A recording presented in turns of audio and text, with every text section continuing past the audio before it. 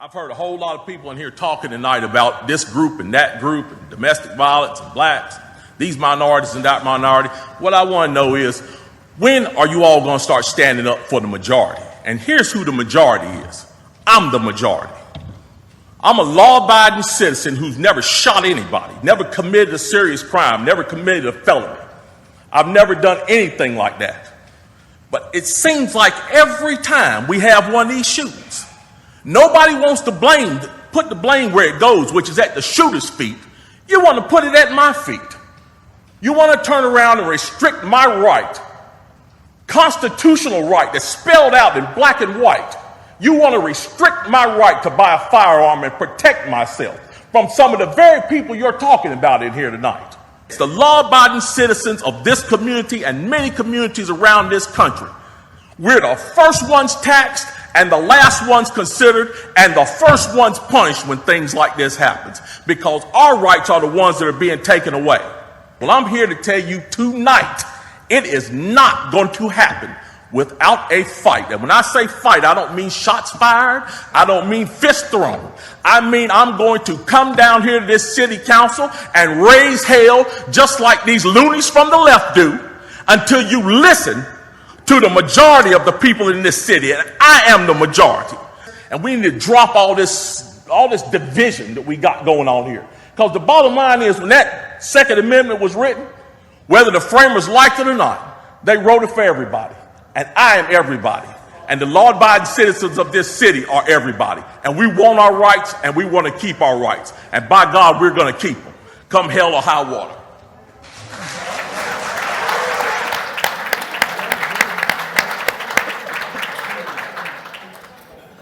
Well, that's our panel. Yeah. Good morning. My name is Eric Berger. I have the privilege of working in the President's office. I'm a senior fellow for strategic initiatives, and I'm just delighted to be here with this terrific panel to lead the discussion. We wanted to start out with that video for a singular reason.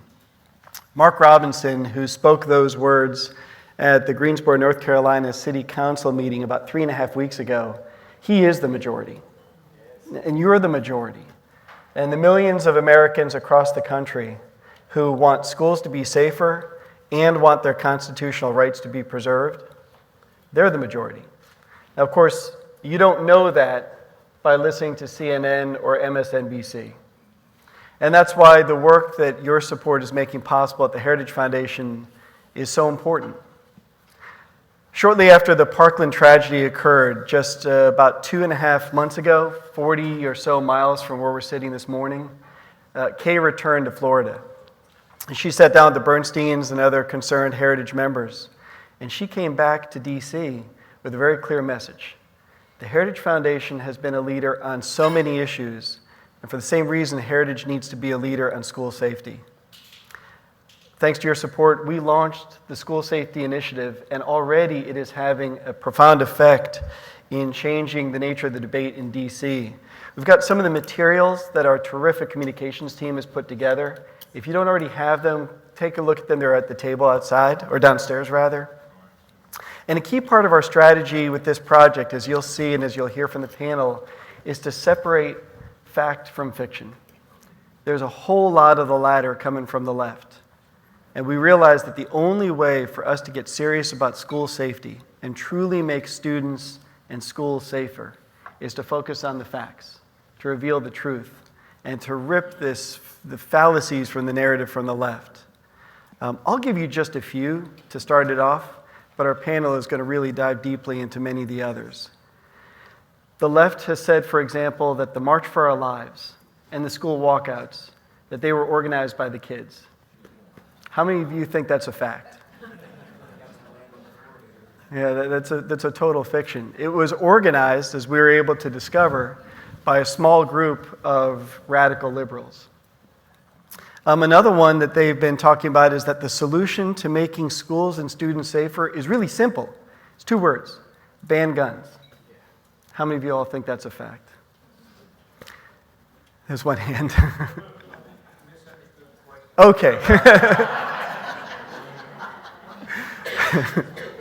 He's sitting close to the exit, so that's pretty good.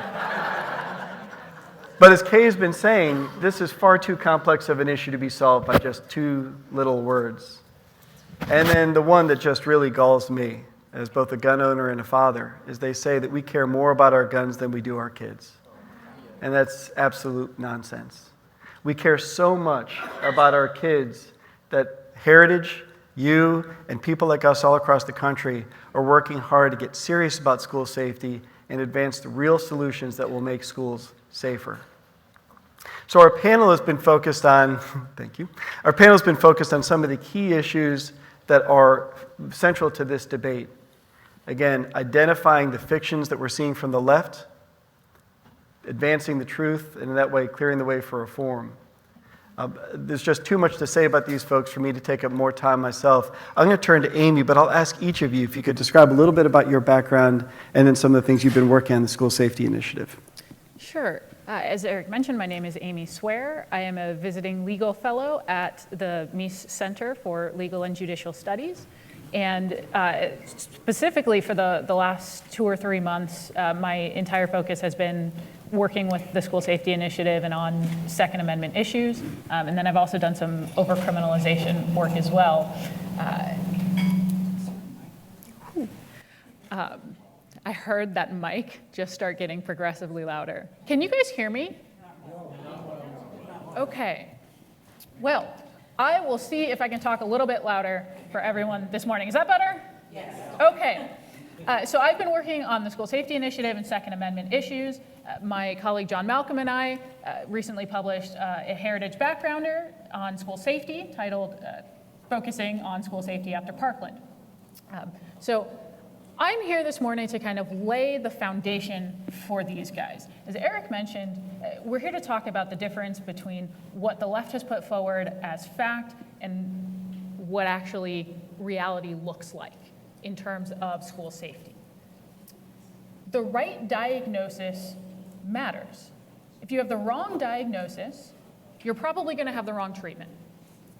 If you're a doctor and a patient comes in and says, I have a blinding headache and I'm convinced by WebMD that I have a brain tumor. He might have a brain tumor. He also might have a concussion. He might have migraines. He might be having a brain aneurysm. How you treat that depends on the reality of the situation. It's the same thing with policy. What is the reality of the situation with school safety? When you look at the narrative that's been pushed forward, you can tell by the rhetoric that the diagnosis has been, we have a problem with guns. The NRA is full of blood-loving terrorists who don't care about our kids. Our kids are dying in school every day. And we have this massive problem where we don't know if our kids are coming back safely to us. There are two major things wrong with this. As Eric kind of alluded to, the first one is that it's incredibly insulting. There's not a single person on this panel, there's not a single person in this room, and I promise you there's not a single person at Heritage whose heart does not break with grief when these tragic events happen. The second thing is it just does not match up with reality. It is a narrative that is based on a misrepresentation of the facts, and it gives us a wrong diagnosis. So what's the right diagnosis? What are the actual symptoms when we look at the state of violence and gun violence in America generally, and in our schools specifically, and when it comes to guns and gun deaths within our schools? Well, I have some good news. Americans today are safer from gun violence and from violent crime than they have been at any point in the last 30 years. Are we done for you? Yeah, if you could just hit the next one. The US homicide rate has actually decreased by 50% since the early 1990s. And this is after a period during the 70s, 80s, 90s where it was rather high, but it's actually been decreasing. And that's contrary to a lot of the narrative that you've heard. If you could click the next one as well. And it's not just with homicides generally, it's also with violent crime related to firearms. So the non-fatal violent firearm crime, the number of these crimes, so things like armed robbery, attempted rape with a firearm, attempted murder, the number of those instances has decreased. It is now 1/6 of what it was in the early 1990s, 1/6. When you look at all of the major factors related to violence and gun violence in America, it's a similar story. It has been steadily decreasing, and we are now safer than we have been, frankly, at any point in my entire life. Now, what's amazing about this, if you could hit the next one, this has occurred during a time period in which the number of firearms in this country has increased by 150 million, which is twice the rate of population growth. So the number of firearms per capita has essentially not quite doubled. It's doubled since about the 1970s, but it's been increasing at the same rate of the decrease in violent crime. Now, we can't say that it caused the decrease in violent crime, but we certainly can't say that more guns has led to more violence. It's simply not the case. Okay, but what about our schools? Has the situation in our schools echoed this? Well, it has. Our schools, just like Americans generally, our students are safer now than they have been at any point since the 1990s, which is when we really started tracking this.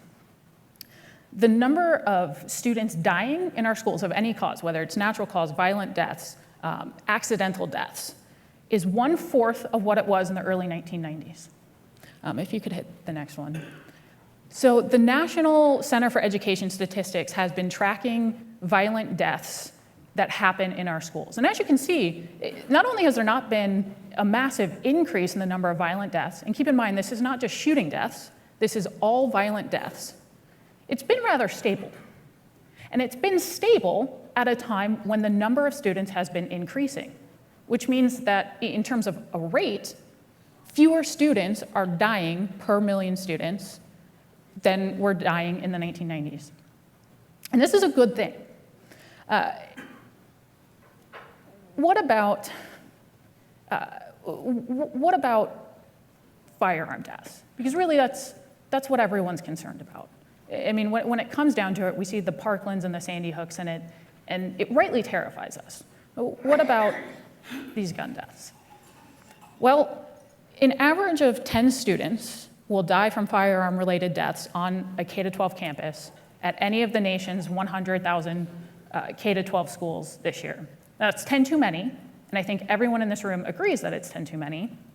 But for context, 800 students will die during their everyday course of travel to and from school this year.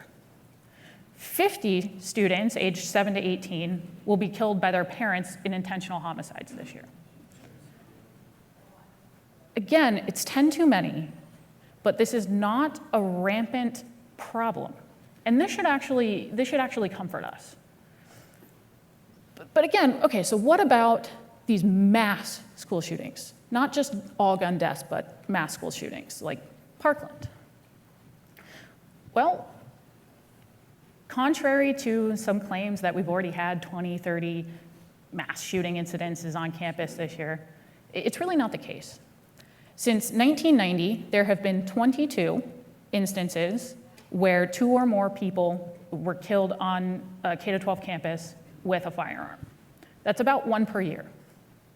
If we even just look at 2 or more injuries, since 2000, there have been 18 of those, including the recent one in Maryland, which means, again, about 1 instance a year where 2 or more people are even injured. Again, we want that number to be 0. But it is certainly not that we are sending our children into this unknown bloodbath when we send them to schools. And this should reassure us. Again, why does this matter? It matters, in one sense, it doesn't matter to the parents who've lost a child. And I think we'd all agree that that's painful. And to a lot of them, it doesn't matter if it was 10 or 100 or 100,000. It was their kid. And that's fair. But on the other hand, when it comes to policy and long-term solutions, it absolutely matters. It matters in terms of how we address the solutions, which is why I'm absolutely thrilled to turn over the rest of the panel to my colleague Steve and Jonathan. Every time. It is early. I am sorry. My apology. Jonathan is amazing. He really is. And both of these guys are about to fill you in with exactly where we go from here. So we have a diagnosis. Now, how do we build on that with a solution and a treatment to that diagnosis? Thank you. Good morning. I know I can talk loud enough, so nobody should not be able to hear me. I'm Steve Bucci. I'm a retired Army Green Beret. I worked at Heritage for about 4.5 years full-time as the director of the Allison Center, doing military, national security, and some regional stuff for a couple of the regions of the world. And now I'm a visiting fellow, live full-time up in the northern part of Michigan, and come back and forth to Washington as needed to teach leadership and to do things like this. I want to thank all of you for being here. It is always an incredible pleasure to do these kind of events because we get to meet all of you who make our work possible, and you're the reason we do it, because you are the ones representing the United States of America, the population of it, not all of the crazy people, some of them who we even agree with, that live in Washington, D.C. This issue, my fact and fiction, is one that Eric's already mentioned, that all you need to do is ban guns, solve the problem. It's all over with. We don't have to worry about it anymore. That is such nonsense. Just ask the British how well that's working for them right now when you cannot buy a pocket knife and have it in your pocket, even if it's this long anymore. That's a crime. It's just insane. On the other hand, just handing out guns helter-skelter to anybody in a school who wants to carry it on the staff is not necessarily the right answer either, because there is not a simple solution to this. If we're going to protect our children, we need to put a little work into it. And it starts. I've got 4 pillars that any school or any school district needs to consider if they're trying to up the security for the children. As Amy mentioned, statistically not real likely to happen, but clearly catastrophic if it does. So we do need to take steps. The first one, which the Parkland shooting was the complete example of, is you've got to have some pre-event capabilities to go on. Almost every one of these school shooters have sent out a ton of signals that they're about to do something really dangerous and nutty. And with today's kids, they're all on social media, they talk to each other, they do talk to adults pretty regularly, like counselors and teachers. And when there is a school resource officer, they talk to them. That kid in Parkland was screaming for help, and nobody did anything because they all said, "Oh, we don't want to harm him. We don't want to give him a black mark. He really doesn't mean it." We no longer have the luxury of making those kind of assumptions, folks. If somebody sends one of those signals, somebody needs to say something to the authorities, and the authorities need to take action. And it needs to be done publicly, so you not only stop the ones you've found out about, but you deter the ones you haven't heard anything about. That has to happen. 2, schools need to control access to their buildings. Most of these things, if the shooter doesn't get inside, nothing happens. These guys are not trained Al-Qaeda operatives who are doing an assault on the school. They're troubled young people that when they get in, they just start blasting away. Most schools have these policies in place already. That, you're only supposed to come in one set of doors, in the morning and leave that way in the afternoon. Maybe there's another entrance that's used during the rest of the day. That access control needs to be fully implemented. Just having the assistant principal there in the morning to hug the kids hello and to chat with the parents, very necessary function, and they should be doing that. There needs to be somebody else there who's not doing anything but looking around for that sketchy person who's trying to come in. And then in the rest of the school day, you don't let somebody in who's not supposed to be in that school, even if they used to be a student. Or, they give you some lame excuse. There needs to be some discretion done by the people controlling that door to keep people out. So that's 2. 3, the default policy in most schools when something like this starts is called shelter in place. The students and the teachers go into the classroom and they try and lock down. The problem is right now, very few of our classrooms provide any legitimate shelter. So schools need to secure those classrooms, have a policy where when something happens, when the signal is given, however the school chooses to do that, they go into the classroom, they can lock the door, not just on the knob, but some other device that can be quickly and efficiently put on the door, a big piece of furniture that can be moved in front of the door, something like that provides additional barrier material for somebody getting in. The observation windows that are on every schoolroom door right now, because we need those for other reasons, need to be covered in that situation. Because most of the time, if the bad guy comes to the door and they can't get in and they can't look in to know if there's any targets in there, they're not going to bother. They're going to move on. Well, if all those doors are locked, that's fine. Inside the classroom, there needs to be a way to provide cover and concealment. Those are military terms. Cover is protection from gunfire. Concealment is hiding. You kind of want both if you can get it. The teacher in Sandy Hook, one of my personal heroes, she was smart enough to put all those little kids in the cabinets in the classroom, and then when the guy came in, she said, no, the kids are gone.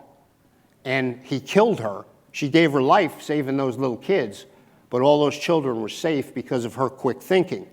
You don't want teachers having to do quick thinking. You want them to have a plan ahead of time that they've practiced and they know is going to be worthwhile. So number 3, we got to make those classrooms legitimate shelters that can give those kids some protection if this situation happens. Now, if you fail to catch it ahead of time, if you fail to keep them out of the room and people are sheltering in place, the last thing you've got to have is a response capability on site. Law enforcement folks will not get there in time. I don't care how motivated they are. I don't care how skilled they are. The average active shooter scenario ends somewhere between 2 and 6 minutes from when it begins. 911 doesn't work that fast, particularly if you're in an urban area. Maybe you got a shot at getting them there towards the end of that time period. If you live in an area like I do, where we have a county sheriff patrols the whole county, if that guy's on the other end of the county, and if it's in the wintertime up in Michigan, it's going to take him a while to get there, no matter how fast he drives. So there has to be a response capability on the facility. School districts need to make the decision how they're going to address that. The federal government should not dictate it. In some cases, you get school resource officers, badged law enforcement that are on the facility all the time. Personally, I think you should have 2, not just 1, but that's from my military experience. Going after a shooter by yourself is pretty sporty. You want to have a team there with you of at least another officer. That's hard, though, because there's not that many cops running around to put 2 of them at every school we have in our country. Another option, you can get voluntary or hired security people to do it. That's an option. I have some other restrictions I can talk about later. And then the last one, which frankly, from a cost standpoint and a personnel standpoint, is probably the most likely and admittedly the most controversial, is having an armed faculty staff team to respond. To do that, and this is where I'll caveat my original thing about just not handing out guns. To do that, you need to screen the people that you select to do it. Not everybody has the right protector mindset to play this role. So you have to only have certain selected individuals involved. Then they need to have psychological evaluation to make sure your judgment is actually correct on picking them. Then they need training, not just firearms training, but they need that too. But there's all sorts of levels below lethal force that they need to know how to do. And I'm not talking about playing Jason Bourne and spinning around and kicking somebody in the head. I'm talking about things that a 62-year-old guy like me could do to end a situation carefully. And then the firearms training they get is not just going to a range and shooting at a paper bullseye a couple of times. That is insufficient. This kind of shooting in that sort of situation is the most difficult scenario you will put somebody in. Now, everybody says, well, they had a cop at Parkland, didn't work. Well, yeah, because the guy spent 2 years sitting in a trailer doing nothing but talking to kids. He wasn't really a cop anymore. He never trained during that period. His focus was totally on spending his last couple of years on duty in relative comfort. Just this week in Ocala, Florida, they had a person came in with a shotgun, fired it, wounded one kid, and the school resource officer came up and ended the situation. Didn't kill the kid, apprehended him. But he went to the sound of the guns, responded properly, and ended the situation. Ended the killing. That's what that response team is there for. You got to have all four of those, and it has to be tied in to all the other policies we have, including the education policies, which I will turn over to Jonathan and let him explain, because he's a lot smarter than me. Thank you. Thank you. Well, good morning, everyone. Yeah, please applaud for Steve. Good morning, everyone. My name is Jonathan Butcher. I'm the Senior Policy Analyst in the Center for Education Policy at the Heritage Foundation. I studied education policy at Heritage more than 10 years ago, but most recently I was the Education Director for the Goldwater Institute, headquartered in Phoenix, Arizona. So it's great to be with you this morning. April 4th of this year was a significant day in the timeline of life after Parkland. Two things happened on April 4th. The first was the last student who was in the hospital after the tragedy in Parkland was released from the hospital, Anthony Burgess. The second thing that happened that day was that Secretary DeVos began holding meetings to discuss school safety at the U.S. Department of Education. So life after Parkland began on that critical day.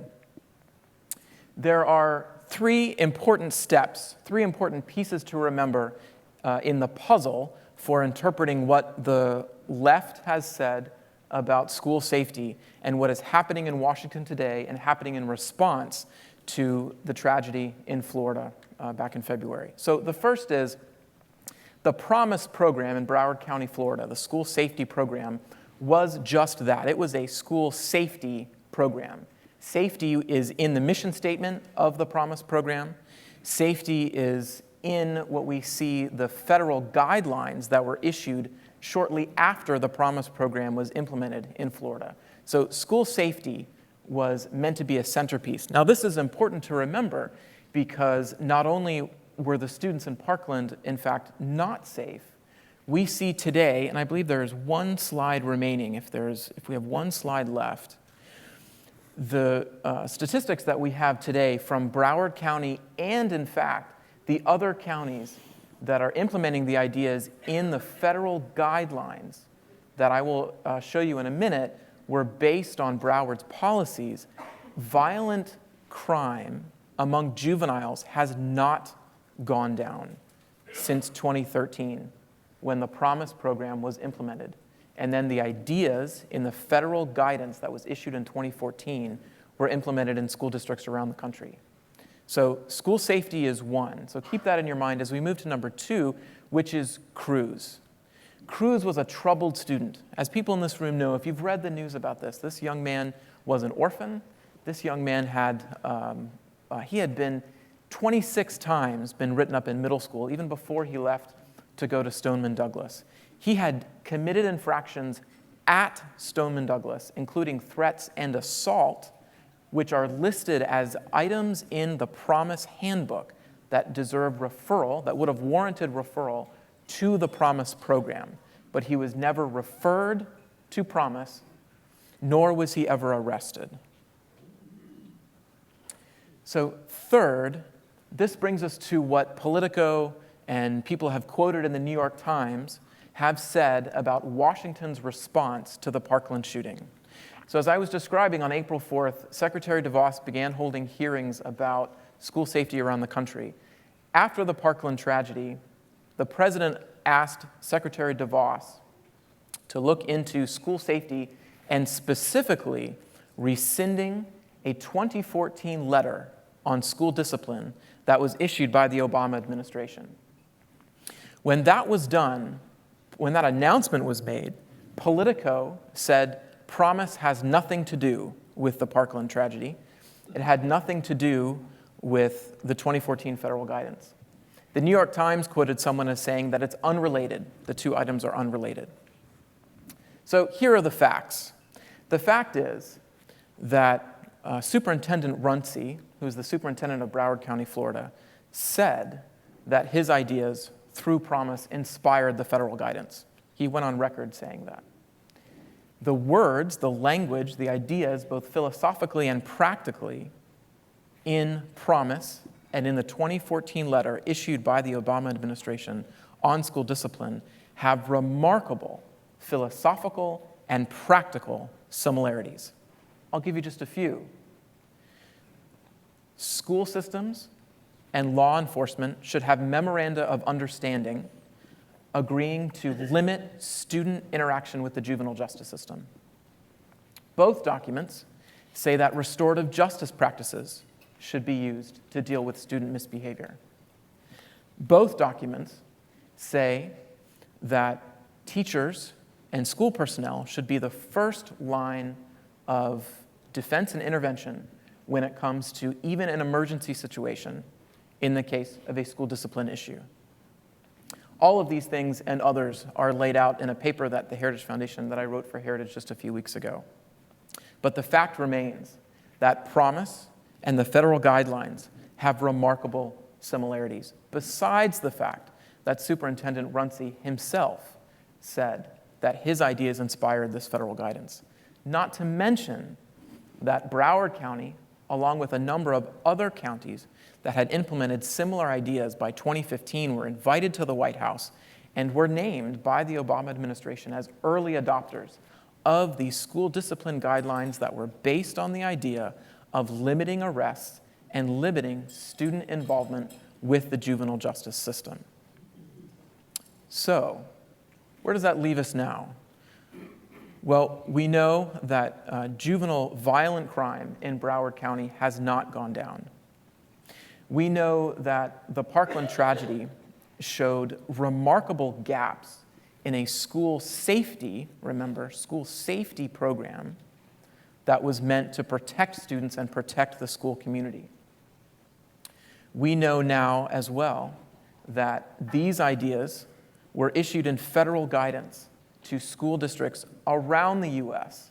and are being used, in fact, by school districts around the country to limit student involvement with the juvenile justice system. And, in fact, the violent crime, similar to this chart right here, the violent crime in those districts around the country, places like Syracuse, New York, as well as Los Angeles, and other districts that have implemented these ideas to limit arrests and limit student involvement with juvenile justice. These violent crimes among juveniles has not gone down. All of those pieces fit together to demonstrate that, yes, it is in fact appropriate for Washington to rescind those federal guidance issued in 2014. It is related. The Parkland shooting, the Promise program, and federal guidance are in fact related. This is an appropriate response for Washington to take. The bottom line, the last idea that I need to leave you with, is that Washington is not the appropriate place to set school discipline guidelines and try to implement school safety in districts around the country. Washington cannot possibly intervene in specific school discipline issues that are very event-specific when it comes to students around the country. Washington is not the right place to be dealing with that. So, I think that Secretary DeVos is taking the right steps now. I think that the rescission of this school discipline guidance is within, logically, what Washington's next steps should be in the wake of Parkland. And I think that when we read or when headlines say, look, there is no relationship between Promise or between this idea of limiting student involvement with juvenile justice and what happens with Washington school discipline guidance, that claim that there is no relationship it's flat false. It's just not true. There are both statements as well as philosophical and practical actions that relate these school discipline guidelines, both at the districts that have implemented these ideas and in Washington. With that, I'm happy to answer any questions. Thank you, Jonathan. Thank you all, Jonathan, Steve, Amy. Really appreciate it. We've got a few minutes for questions. Just before we open up the mics, though, we wanted to show one last example of so many differentiating fiction from fact. The left has been constant in their refrain that this is all and only about the kids. Attorney General Eric Holder, however, sent out a tweet that we thought was pretty revealing, so we wanted to put it up on the screen.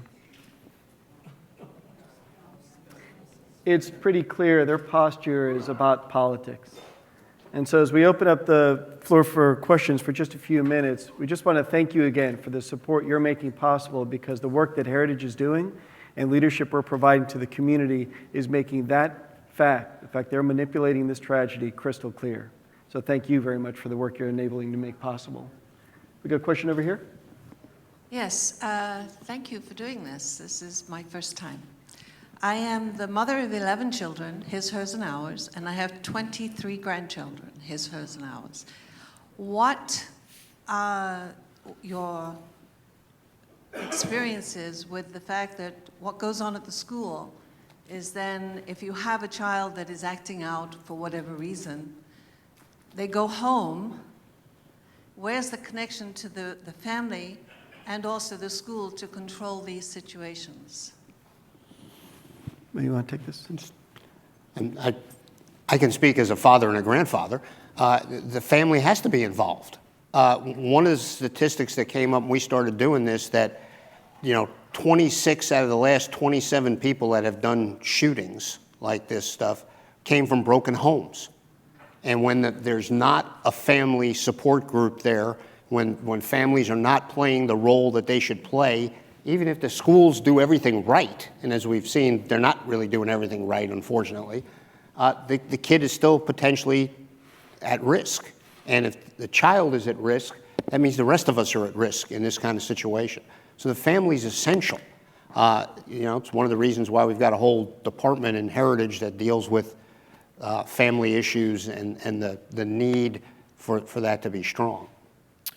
Broken families and societal breakdown have, that's a part of humanity and has been from time immemorial. We know a couple of things. Public schools cannot be the answer to every problem, from feeding students 3 meals a day, to taking care of mental problems, to taking care of school safety, to taking care of educating students. We can't rely on a public school to do everything for every child. So let's be a little more specific about Cruz for a moment, because there were families that stepped in to actually take him in. The lesson here is that when that can't solve the problem for the child, we do need to have schools take responsibility for student misbehavior. When students threaten and commit assault, when they are dangerous, then schools need to act, and they need to act swiftly and decisively, and that is not what happened in Parkland. That's the lesson. They did not arrest him. They did not enter him into a program that they called themselves the most, quote, comprehensive thinking on student discipline. So they didn't do those things. So if, this idea that, look, the family breakdown and dealing with the significance of churches and student groups coming in and helping, step in when families, are not able to be there for a child, we absolutely need all of those things. But when it comes to danger and physical safety, this idea that we should limit student involvement with law enforcement or limit the number of times that they are disciplined because it may hurt their student record in the future puts people in danger. That's the lesson. Sir.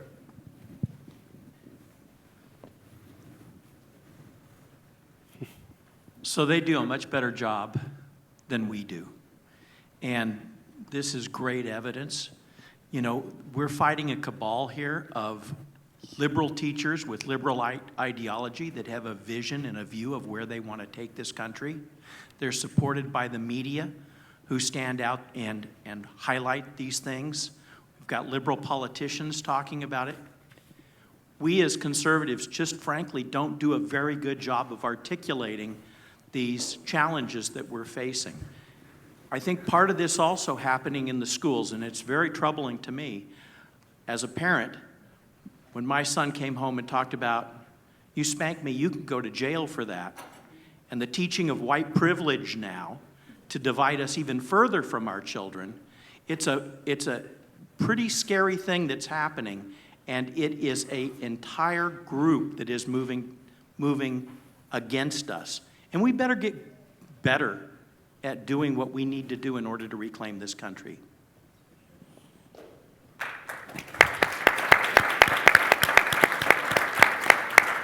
I'll offer one comment on that, and then if we could go to the next question, Sir Richard. So one of the things we're talking a lot about at Heritage goes directly to your point. The left, frankly, is superior at the tactical game, but their policy is weak, which is the only reason they haven't prevailed. We're not as good at the tactical game, but our policy is superior, which is the reason we're still in the game. So our challenge and our focus is to unite superior tactics with our superior policy. When we do that, we'll clean the table. They're teaching us how. Let's watch. Richard. Eric, if I could just give you an idea. You know, they set up at the airport to protect people from travel. With all of the boys and girls coming out of the armed services, especially from the Middle East, and with the ability that we give money for public education from the federal government, and the states take money for gambling in the states, as well as we all pay our taxes, it would seem that you could set up a different division specifically to protect the schools in this country, from kindergarten all the way through college, and bring in these boys and girls who come out of the armed services who don't know what to do. They're already trained, and we could take them and maybe teach them some kind of educational background, and we could start placing them in the schools around the country and doing what's appropriate, just like we do at the airports, to protect the schools.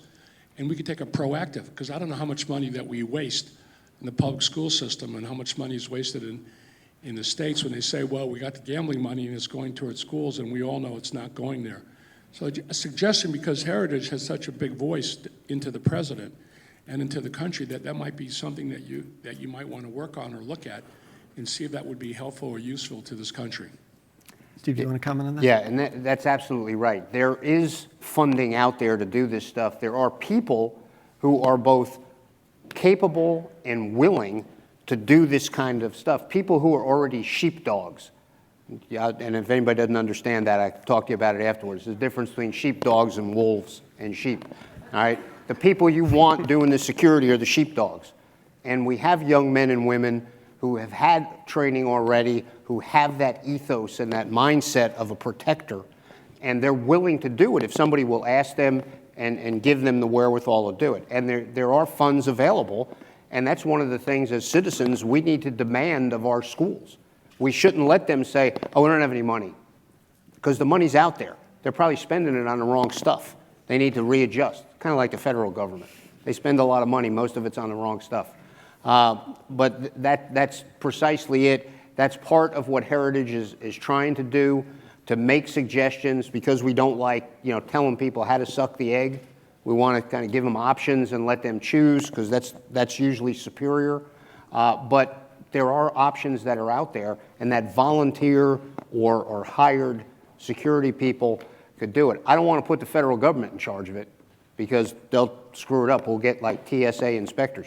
No offense to anybody who works for TSA. They're nice people. But, we don't want the people you can get at the cheapest price. This is something that's important enough to get the right people with the right training and the right mindset, because that's really what's needed. We're going to actually have to close. Oh, we've time for one more? Okay. Good morning. Thank you for your comments. Question. It seems, from what I've heard, the FBI failed dramatically in this case. Do you suppose there's any connection between their failure to follow up on what were clear warnings has anything to do with the decriminalization of student behavior? All signs, there are signs that point to that. I think what's at the heart of both promise and the federal 2014 guidance is this idea that we should limit student interaction with the juvenile justice system. And if that idea permeated through not just the school personnel, but local law enforcement, but as well as the local offices of any other law enforcement. I mean, local district attorneys and others signed on to the memorandum of understanding with the school district. So there were lots of adults in the system that had agreed to this idea. Amy? Just very quickly, because I know we're running short on time, to go back to the gentleman in the back's original comment about how the left has kind of taken the narrative and they've done it better than us in a lot of ways, even though our policies are better. Part of this, do you mind going back to the one slide? If I can figure out how. Texas and California. Yes, of course. One of the things we have to focus on is showing how our policies work and theirs don't. So if we're focused on saving lives, things like a lot of the common policies that they propose, like assault weapons bans, we need to be able to show quantifiably, objectively, these policies don't work. They don't save lives. Because that's really a narrative that can't be fought with. I mean, it takes some mental gymnastics to look at a slide like this and say, yeah, assault weapons bans worked. In California, we're talking about two states with relatively equal populations, very different gun laws, one state that bans assault weapons, one state that doesn't, and it really hasn't made a difference. So again, it's about not just having the policies, but being able to take them and to factually look at them and say, okay, are your policies working? And to just have even just those little data points. It's not even necessarily that you need to be able to go through all 50 states and say, oh, look, these states haven't, it hasn't worked. But just the little quick data points to just be like, look, this doesn't work objectively. I'm so sorry. We're happy to have more this than happy conversation. to talk with you after. Yeah. We had to compress a little bit of time to make time for our EP Administrator Pruitt. Wanted to make sure he stays on schedule. So we will have to close this panel now. Just to close it where we began it, thank you again for the support that has enabled us to take on this work. We are the majority, and thanks to your support and Heritage's leadership, we're speaking as a majority. So thank you very much. Appreciate your time. Thank you, guys.